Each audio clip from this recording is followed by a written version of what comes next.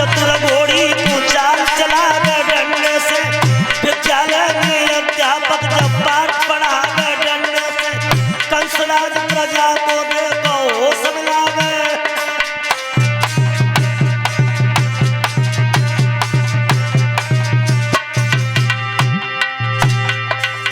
कोई किसी की ना माने तो हाल मान जाए डंडे से।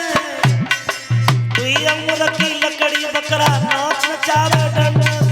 राजकुमार चतुर घोड़ी को चाल चलावे डंडे से। विद्यालय में मास्टर जी का पाठ पढ़ावे डंडे से।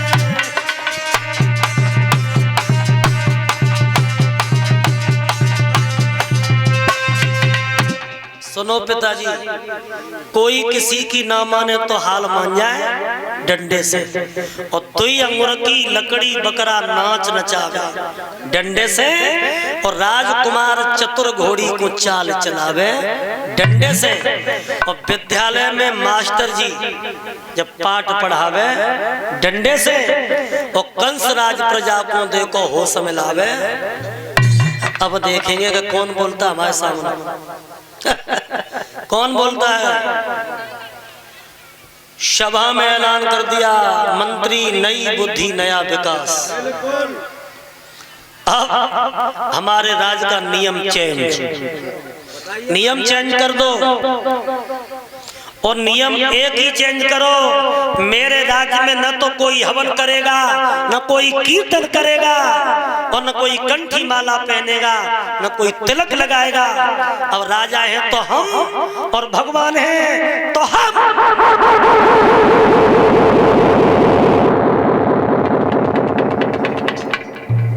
जो कुछ है हम।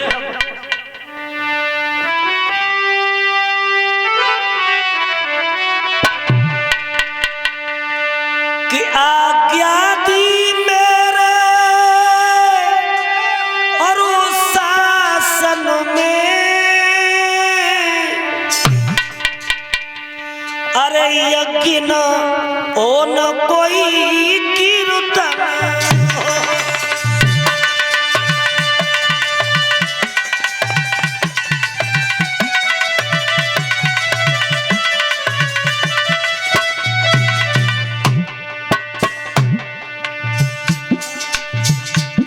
कह दिया आज्ञा दी मेरे और उस शासन में। अरे यज्ञ न हो न कोई कीर्तन हो।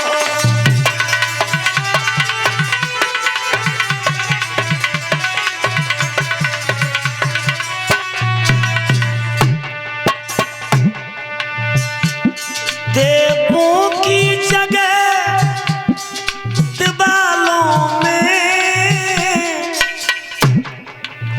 और केवल मेरा ही पूजन हो।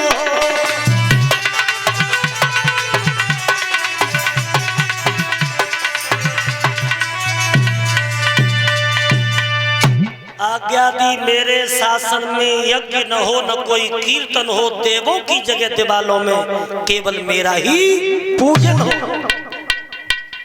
अब तो भक्तों गौशाला में गैया कटने लगी, मंदिर में मांस पकने लगा।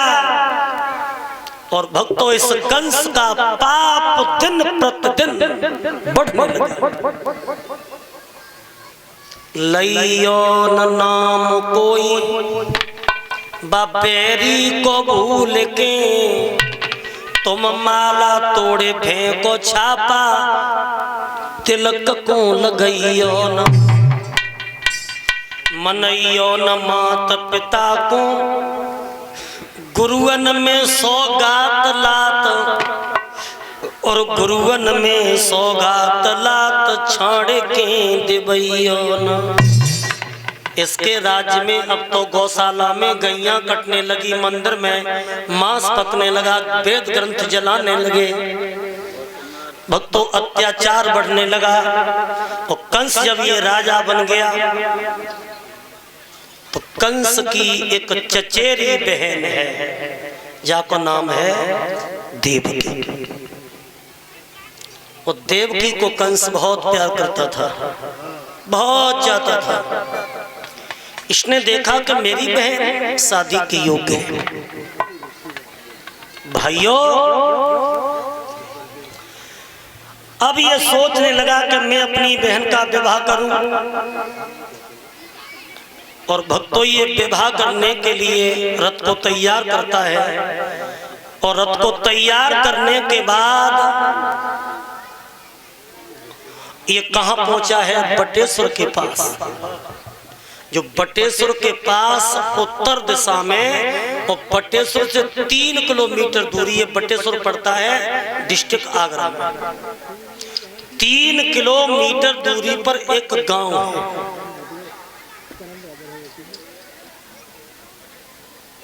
उसी के रहने वाले थे महाराज सूरसेन।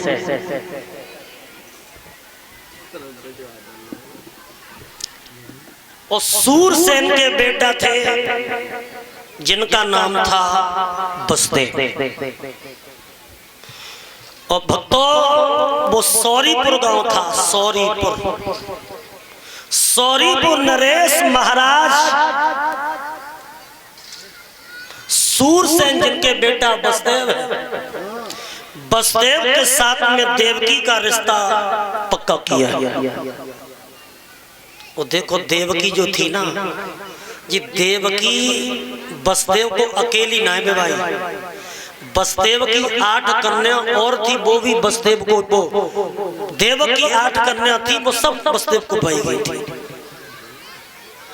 मेरे भाइयों, समय के आधार पर बसदेव दूल्हा बन करके चले हैं देवकी से शादी करने के लिए। और दूल्हा बन करके जब चले हैं तो स्त्रियां गीत गा रही हैं, दूल्हा की निकरोसी होने लगी। और परीक्षित महाराज, जब दूल्हा की पहले निकरोसी होती थी तो दूल्हा की भामर सबसे पहले कहां पड़ती थी? कुआं पर। और कुआं पर जब भामर पड़ती थी तो दूल्हा की अम्मा कुआं में पांव फांसती और दूल्हा अम्मा को पकड़ के उठाता। अब कुआं ही नहीं रहे, अब तो स्टील का कट्टा रख लेते हैं, भाई की भामर पड़ जाती है। हमारे बुजुर्ग लोग जानते हैं जिनकी पहले भामर कुआं पे पड़ी। और कुआं पर जब भामर पड़ी है तो दूल्हा की अम्मा कुआं में पांव क्यों लटका था? सब लोग बोलिए।